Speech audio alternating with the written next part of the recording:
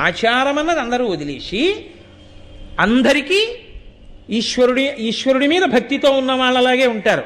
మీరు నన్ను మన్నిస్తే ఒక్క మాట అంటారు, ఈశ్వరుడు ఉన్నాడని నమ్మినవాడు చేసే మొదటి పని బొట్టెట్టుకోవడం. ఎంతమంది పెట్టుకుంటారు చూపించండి నాకు. అక్కడే తెలుస్తుంది మీకు ఆచార భ్రష్టత్వం అంటే ఏమిటో. వాడికి బొట్టు పెట్టుకోవడం కష్టం, వాడికి వెనక ఈశ్వరుడు పడి వాడిని రక్షించాలి. అంత గొప్పగా ఉంటుంది కలియుగం అంటే. సనాతన ధర్మము ప్రచారము జరగడము అంటే ఉపన్యాసాలు చెప్పడం కాదు, బొట్టు పెట్టుకోవడం సనాతన ధర్మంలో ఉండడం.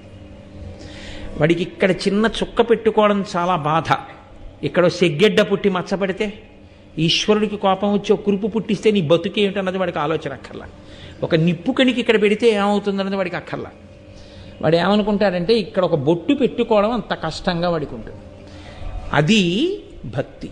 నా అంత భక్తుడు ఎక్కడున్నాడని మాట్లాడుతుంటాడు. ఆ మాట్లాడేటప్పుడు వాడి ముఖాన